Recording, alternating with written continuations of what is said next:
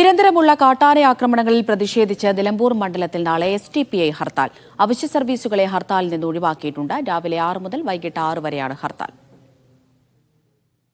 മുഹമ്മദ് ഷംസീർ ഉണ്ട്. ഷംസീർ, എന്താണ് വിവരങ്ങൾ?